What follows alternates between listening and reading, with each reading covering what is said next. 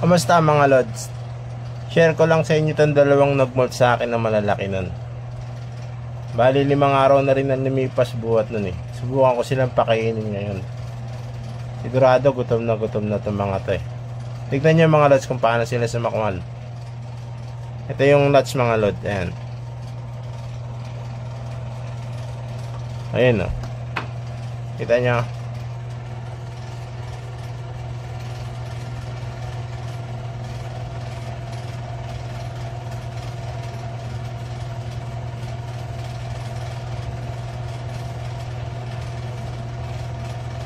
Ito namang isa mga lods. Lapag ko lang dito to.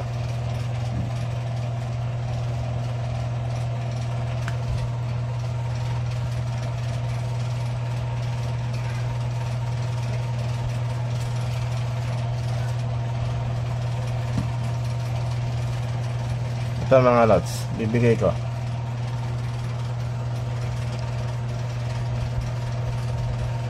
Ayan.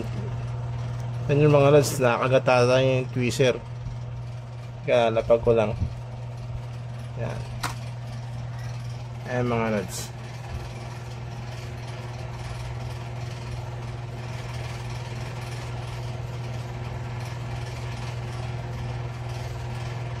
Bukas susukatin ko kung gaano kalalaki itong mga lods para makita nyo. Iniwan nyo.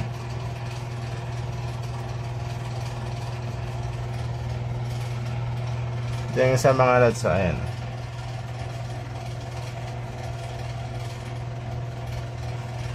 So ayan pa. Tomorrow for sure. Mga lods, ito na yung sukat ng pinakain ko kagabi. Ito yung nasa may kanan eh. Ayan o. Kita nyo ba siya kung gaano siya kalaki? Isang lods lang pinakain ko niya mga lods buhat na nag-molt siya. Ito naman sa kabila, tignan natin. Post ko lang to. Ito naman mga lods yung nasa kaliwa. Ayan. Halos hindi nagkakalayo yung sukat nilang dalawa. Dapat mga lods, dalawang lots yung ibibigay ko eh. Kaya lang ayoko nang masyadong malaki yun dyan. Nagiging botchog. Mas gusto ko yung ganito, katamtaman lang yung katawan nila. Ito yung isa mga lods oh. Ayan. Ito naman yung isa. Hanggang dito na lang mga lods. Salamat sa panonood.